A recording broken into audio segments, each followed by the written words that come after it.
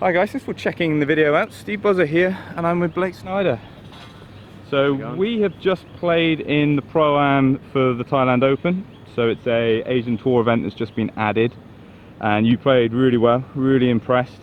You know, you had the putt rolling. Yeah. So there'll be a vlog, so playing video of that going up on the channel might already be there. But we're going to take this time to have a look at your bag, look at what clubs you're using. So we will start, let's start with the wedges. So I've noticed something straight away. So they're tailor-made. Yeah. So tailor-made, nice little wedge that. But you've got 56, 58, 52, which are obviously very close. So I'm assuming that's not what they are. 56 is actually bent to a 54, and the 52 is a 50 degree. Okay. Yeah. And is there any reason why you got them bent? I was just fiddling around with it, and then finally got some distances that I liked out of them. Okay. So I just stuck with that. Yeah. So it was more for the distances rather than the bounces. Yeah. But yeah, the tailor-made, they have the ATV, so it's a standard bounce across all of them anyway, isn't it? Yeah. So really just got them bent down to the distances you want. And I would say that's just as important across the whole set, isn't it? You know, you want to be hitting yardages. It's not about like getting the thing that goes as far as you can get it going. Distance control is probably the biggest part. Okay. At this level, I would say. Cool. And then with your irons, you got some PSIs? PSIs, yep. And are they the pro one or are they the standard one? These are the tour. The tour one? As you can see right here. Okay. And how long have you had those ones? Had these for probably 8 months now. Yeah. Or so. And have you always been cavity back? Would you sometimes play around with blades? No, before I was playing Mizuno's MP69s, the muscle cuts. Okay. Yeah. And any reason why you went into more of a cavity? I hit these and I liked them. I felt like they were just really solid all the way through. Your good shots were rewarded, and the bad shots were a little bit more forgiving. Okay. I guess, overall. Oh, nice. And you go to 4-iron and then 5-wood? Up to 5-wood, yeah. From there. So you've got a 5-wood and a 3-wood, both M1. I notice how you've got the 5-wood, you've got the weights together, and you've separated them with the 3. Yeah. Any reason? I'd like to hit a bit more of a draw with a 3-wood, so I can hit kind of a power shot into par 5s. Oh, okay. And then I separated the weights, just supposedly it's supposed to help kick the ball in the air a little bit more. Okay. Yeah. And I noticed, so you've got the new M1 driver. Yeah. But you've got the old version of the 3 and the 5-wood. Yeah. I suppose I haven't had enough time to get used to the new 3-wood and 5-wood yet.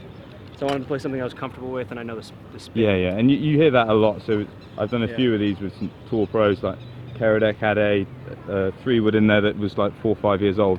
Yeah. So it's very much having something that you trust and you know what the yardage is going to be. Absolutely. Yep. So that one, and then you've got the M1 driver. You've put the weight into the heel again a bit. Yep. So again, is that same reason trying to feel the draw? Yeah, definitely. I mean, I tend to hit a bit of a power fade, and so that just kind of keeps it from getting away from me. Okay, so trying to negate the curvature rather than create it. I mean, I think the center of the face, or the center of gravity in this face, is just slightly more towards the heel for some reason. Yeah. Just when I hit it, it feels more solid. Well, that's what McIlroy was, because McIlroy's gone into the M2. Yeah. And I think that's what he was saying about the M1. He was feeling like he needed to move the weights around, so that might be.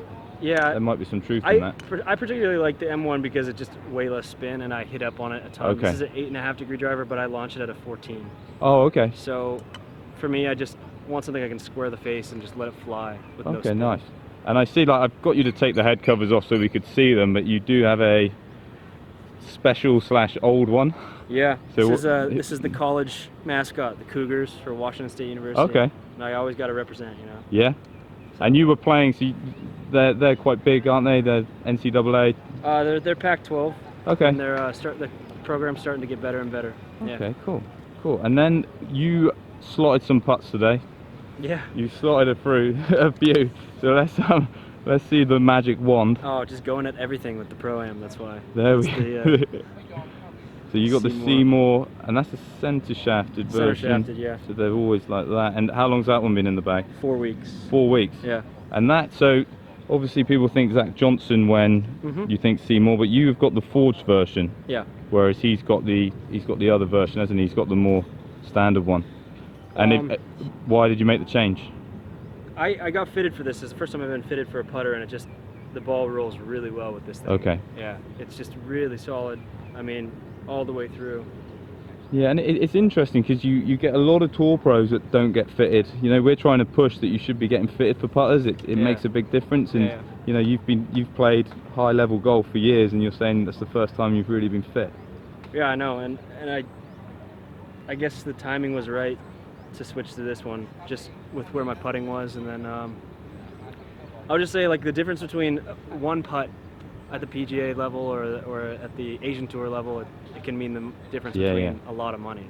So what's the hurt in going down and spending some money to get a new putter that you trust? Yeah, no, for sure. It's a great message for the people that are watching. Yeah. You know, and I think it still putter's the one that, and sometimes the options aren't there. You know, so I get that argument, but trying to maybe spending a little more money, getting a putter, you probably then won't buy another one. So long term, it can potentially save you money. I will say this about the putter is that I debuted it at the Volvo China up in Beijing this year, and I was putting well with it, like stroking the ball well, but still the tendencies were kind of different from what I was used to. Okay.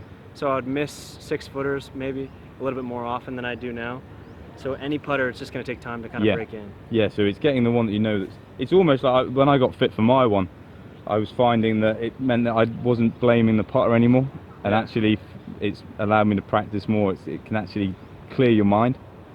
Yeah, I mean, for me, all it is just like if you see that ball rolling end over end properly, just good roll on it, you'll adjust. Yeah. If it's consistent like that, you'll adjust, and it'll be. And then the last one, so you're pretty much tailor-made in the bag. Are you using the TP5 or what ball are you using? I'm using Titleist Pro V1X. Yeah. The newest 2017 model. And is that the one that you've used pretty much? Is that one you've used pretty much through your whole career? Yeah. Pro V1X since I was a junior golfer. Okay. Yeah. So you're just sticking with what you know. Pretty much. I've tried the other one that I really like is Bridgestone, but I haven't made the switch yet. So, yeah. It's a consistent ball, and I like this. Ideal. But anyway, really impressed with how you played today. You know, I hope you give you. I think you'll do well. Thanks. I'm not even going to wish you good luck. So I'm going to. What I saw, it's not really luck that's going to come down to. Sure. It was a great performance. Thank you. You held our team together. So. Cheers. No, all the best for the event, and I hope you get the position that you deserve. All right, thank you. Real good. Cheers, man. Cheers.